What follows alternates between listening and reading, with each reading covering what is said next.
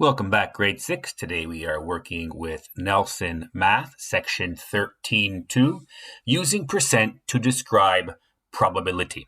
A very brief review on the percentage and fractions relationship. We know that the word percent means per 100 or for every 100. Here I have a fraction, 67 over 100. That's already in 100ths. It's already in 100 pieces. Our whole 1 has already been made into 100 pieces, so it's naturally in its percentage format. This is telling us 67 out of 100, so that's 67%. We're going to move on, and our next one we'll look at is our 8/10. 8/10 our whole has been broken up into 10 pieces. So every one piece would be 10%. Well, we have 8 of those pieces, so that's 80%. That's one way of looking at it. The other way of looking at it would be that our one whole has been broken up into 10 pieces, but we want our one whole to be broken up into 100 pieces. So we have to break each of these and divide each of these pieces into 10 pieces. So if we broke each of these 1 through 10 into 100 pieces each, we'd have 100 pieces. However, if we broke these ones up into 100 total pieces, I would also have to break the 8 up into 10 pieces each. That now gives me 80 pieces. So 80 pieces out of 100 pieces. Now I have my 100 in the denominator, so I have my 80%. And lastly, we now have 17 over 20. Well, I would like my whole to be broken up into 100 pieces, but it's broken up into 20 pieces. So I have to break up my denominator of 20. Each one of those pieces, I have to break up into 5 equal and smaller pieces. So 20 of these sections broken up into 5, I now have my 100 pieces. So I have to break up my 17 into 5 pieces each. So 17 pieces broken up into 5, it gives me 85 pieces. Another way of looking at this would be we want a denominator of 100. So 20 times 5 gives me 100. And so to make the equivalent fraction, I must multiply the 17 times 5 to give me 85. And that gives me my 85%. All of these are equivalent. 17 over 20, 85 over 100, or 85%. Moving on, we're going to work now with a little bit of experimental probability.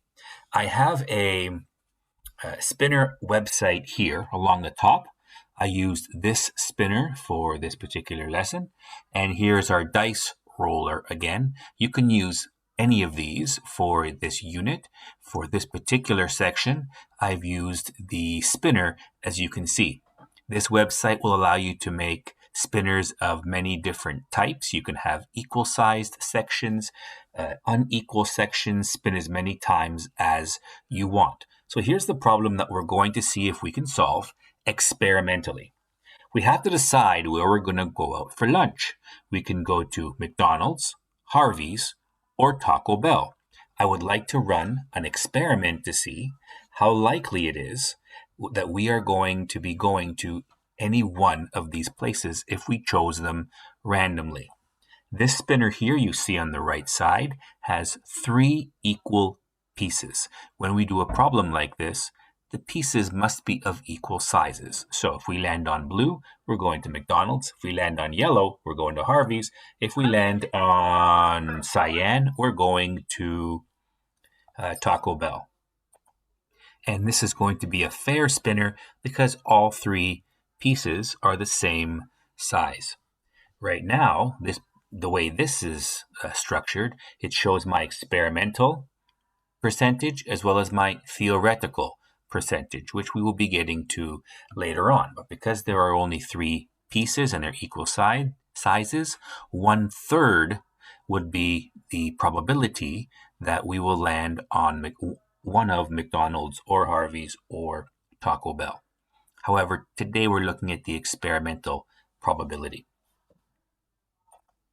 I can spin this spinner as many times as I like. However, because I'm going to put it into a percentage, we don't have to, but we probably want to put the number of spins in 10 spins or 100 spins or 1,000 spins. We could choose any number of spins that we want. However, because we want it in a percentage, it's just far easier to put it into a percentage if it's a number that starts with 1 and all of the rest are zeros. So 10 or 100 or 1,000 or 10,000, but we certainly do not have to. So this is what our initial spinner looks like. I went ahead and I did a spin. I did a certain number of spins, and this one was 10 spins. In this particular spinner, I set it to 10 spins, and it went that many times. So our experimental trial here had Taco Bell being chosen 60% of the time, Harvey's being chosen 30% of the time, and McDonald's being chosen 10% of the time. Here is our count. So McDonald's was chosen 1 out of 10 spins. So because it's 1/10, that would be 10%. 1 over 10 is equivalent to 10 over 100, giving us our 10%. Our Harveys, which you can see here indicated with a 3, that was 3 out of 10 times.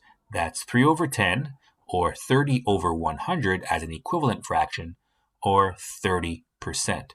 And Taco Bell was 6 out of 10, or 60%, which you can see here. Here was our theoretical percentage, so 33.3% for each of them. Of course, it makes sense that they would be equal because it's an equal spinner. So theoretically, based on our starting spinner, it should have been 33.3. However, our experimental was slightly off. I also went ahead to do a second experiment, and this time I did it with 100 spins. As you can tell, my spinner is exactly the same. I haven't changed it. Our theoretical values are all still 33.3. It's the same spinner with equal sizes. What changed, however, was my number of spins. McDonald's came up 34 times, so 34 out of 100. It's already out of 100, so here's my 34%. Harvey's was 39 out of 100, or 39%. And Taco Bell was 27 out of 100, or 27%. Our theoretical, as already mentioned, is right here. That hasn't changed. It's still 1/3, or 1 over 3, which is equivalent to 33.3%.